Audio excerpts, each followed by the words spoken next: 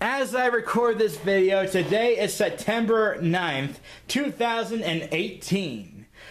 As you know, today is a very special day for the Sega Dreamcast. This system was released 19 years ago today, on September 9th, 1999, or most people refer to as 9999. This is when the Dreamcast came out, so I thought I'd make a video doing a review on this system since today is, well, the anniversary or the Dreamcast's 19th birthday. First, let's take a look around the system. You got 4 controller ports. You didn't need a multi-tap, something that the PlayStation 2 required. You got your power button. This is your power light, and this is your open button where you stick in your games or optical CDs. This does plays music CDs, if anyone's wondering.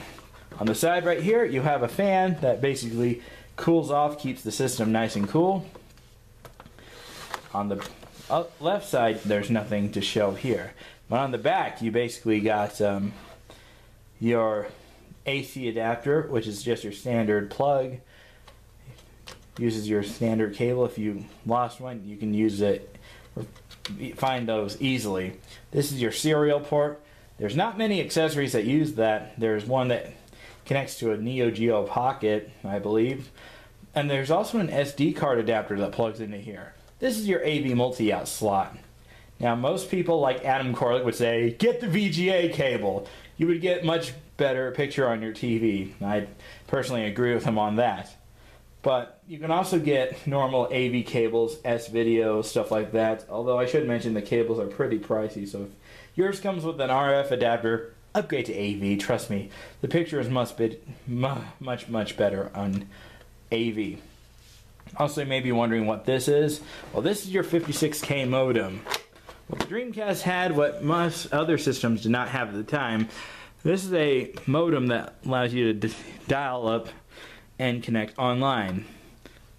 I'd recommend getting the broadband adapter. It basically uses normal broadband as opposed to your 56K internet. Something that the PlayStation 2 did not have when it first came out. The Dreamcast had built-in internet. The original fat PS2 did not. It just had an expansion bay cover. You had to buy the adapter separately. Tisk tisk. Anyway, back onto the console. In fact, here's what a controller looks like. The normal one's supposed to be gray like this. I do have a gray controller, but I thought I'd show off this clear blue one because it looks really cooler. You got your analog stick, directional pad, start button, your face buttons A, B, Y, and X. They're the same as a Xbox controller, just colored differently.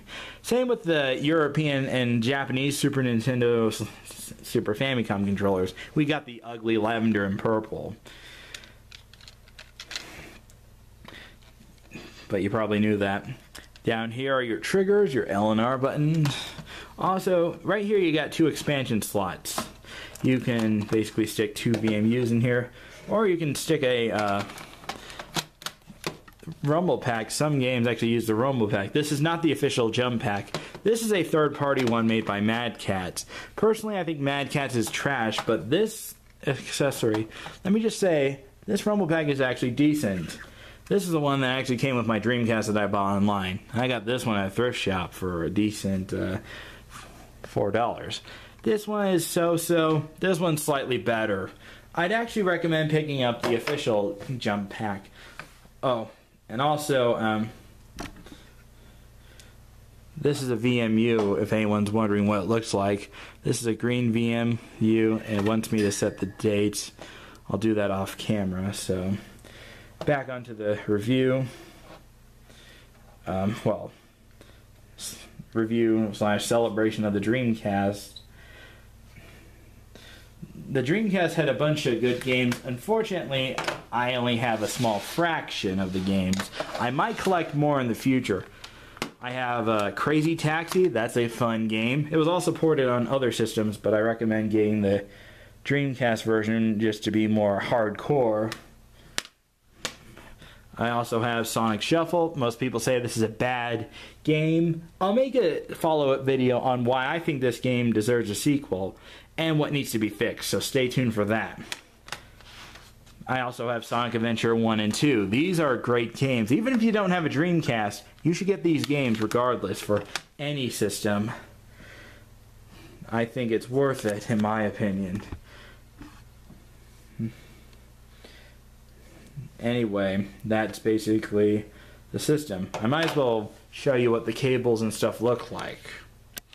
Got the important cables to show you what it looks like to hook it up to a TV. Also, I forgot to demonstrate on how to insert a disc for anyone who's curious. You basically hit the open button, take your game. We'll take Sonic Adventure because this is one of my favorites. My version's actually it comes with a free demo of Sonic Adventure 2, even though I already have the game. Maybe I might sell this copy and get another one. And then there you have it.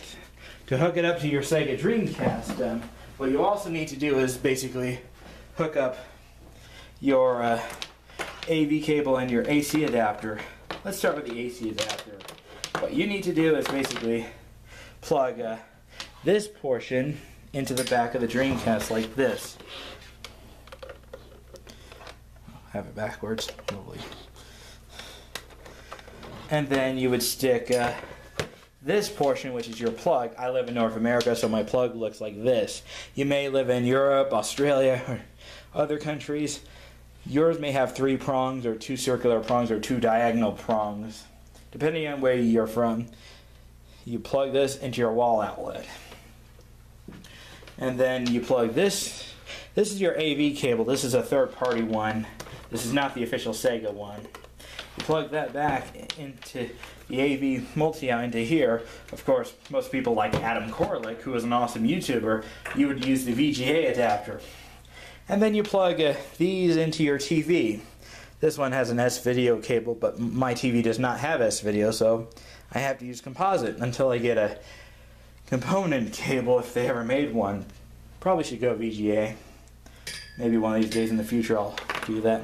But since I already have a Dreamcast already hooked up to my TV, I'll just go ahead and demonstrate it with Sonic Adventure on the TV, so bear with me. I'm going to skip the how to hook it up to a modern television, but let me tell you, you connect the yellow cable to the green connector on the component if yours does not have composite slots on the TV. If it displays black or white, try the blue one or the red one to see if that works better. Anyway, before I demonstrate with Sonic Adventure, I thought I might as well show off the Dreamcast BIOS menu. As you can tell, I turned on the Dreamcast. If your VMU has dead watch batteries, it would make a familiar beep noise. But since I have fresh ones in there, that's one thing you're going to have to live without in the video. So here's what the BIOS menu looks like. You got play, file, settings, and music. Music is for if you stick a CD in here. If you stick a Dreamcast game in there, it would say, "Warning, this disc is for use only on Sega Dreamcast." That's what happens if you put it in other game systems like the PS1 or even the Sega Saturn. I did that for LOLs one time. If you guys want me to do a video about that, let me know. I'd be happy to do it. I forgot to show up. This is your back option. Back a track, stop, play and pause, skip a track, and your shuffle. Now let's take a look at settings. This is where you change your language, your time, your sound. You can also start the game. Basically, if you pop into disc, it will automatically boot it up. But if you want to just hit play and do that way, you can do that. This is adjust the VMU clocks. Let's say the VMU clocks are off. You want to fix it, then you can do it that way through here. This is your file. This is how you tell how much memory you have on here. Let me show you the games I have on this VMU. I've got Crazy Taxi, Sonic Adventure 1, and Sonic Shuffle. Don't judge me, I like Sonic Shuffle. Sure, it has some flaws, but I still say it's a decent game that deserves a sequel with some fixes. I'll make a video about that in the future. Let me go ahead and pop in my other VMU and show you what I have on that one. I pretty much have only one game on that other VMU. I have Sonic Adventure 2, for anyone who's curious. I also have 18-wheeler, but I'm going to pretty much sell that one. Not an 18-wheeler fan. Now, I'm pretty sure a lot of you have been wanting to see some gameplay of Sonic Adventure. Well, I'll go ahead and demonstrate it for you right about now. It's up. I have it in a different unit. That's one way to start off the video. I had it in the other Dreamcast. This is my main Dreamcast. The one you saw in the video that I was showcasing is a different unit. I have two Dreamcasts for anyone who's curious. But by the time I finish this video, I'm going to sell this Dreamcast to a friend because he's interested in Dreamcast gaming. Plus, he wants to get Sonic Adventure and Sonic Adventure 2, as well as some other Dreamcast games. I don't know which games he'd want, but I'll let you know in the comments. So, anyway, I have my controller ready. As you can see, the screen says Sonic Adventure. Sonic Team presents. And now, let's start. The title screen can be pretty loud. Select a memory card. Select a file. The only reason why internet's lit up is because the previous owner who had this Dreamcast was able to hook it up to the internet. Unfortunately, the internet is pretty much dead as a doornail, so don't bother picking that. Select a character. Since I pretty much beat the game, normally you'd have 6 characters and you're forced to play Sonic. Eventually you'll be able to unlock the other 5. The only way to get Super Sonic is to beat the story mode as everyone. Let's just go ahead and choose Sonic the Hedgehog and get right into it. You start off at Station Square. Some characters start off as at the Mystic Ruins. So let's go ahead and choose, this is Station Square for anyone who's curious. To move your character as Sonic, the joystick moves your character around, the D-pad's your camera, start button's pause, A's jump, X and B do the same thing, that's your Chow Garden. Y doesn't do anything in this game, so... Oh, thought he was going to fall right through the floor. I've had that glitch happen before. Now let's go ahead and show off some gameplay of Sonic Adventure at Emerald Coast. Only 3 characters actually made it to Emerald Coast. Those being Big the Cat and Gamma, also known as E102.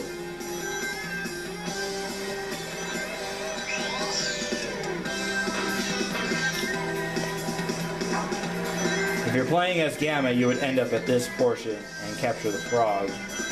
Basically, your job as Gamma, you're supposed to capture Froggy.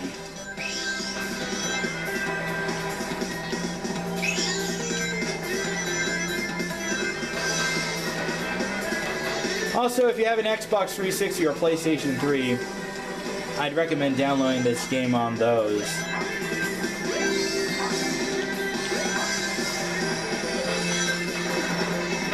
Better watch out for the dolphin, as you can see.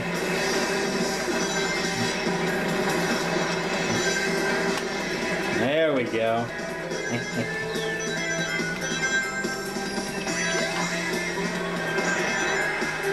Better get that one up before somebody says, "You forgot the one up!"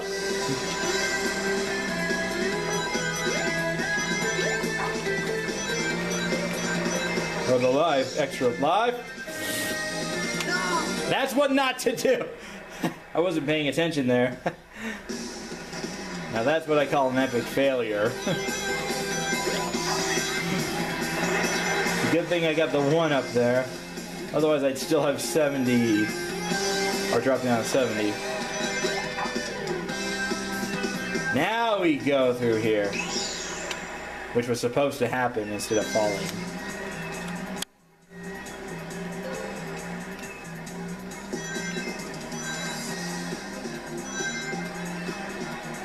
Oh, I missed. Oh, heck with it. I don't need that.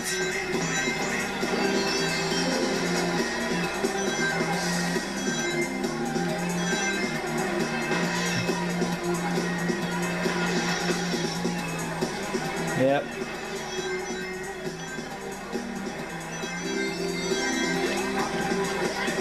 Got another lap.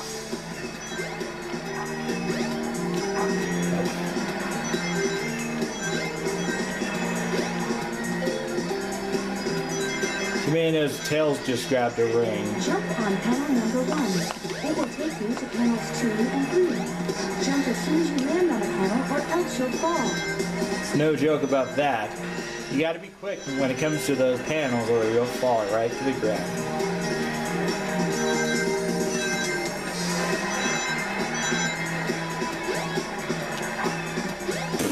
I was trying to be fancy there, but it didn't pay off. That's Sonic Adventure for you!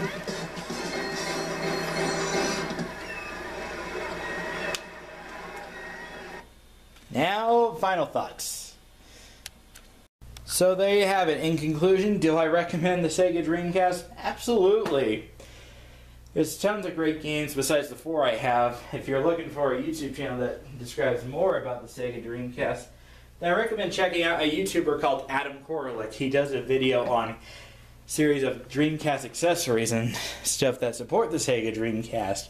That's my video on the 19th birthday or anniversary to the Sega Dreamcast. I have total respect for this system, even though I only have like 4 games, but at least they're the games that I enjoy playing the most. I might pick up some other Dreamcast games.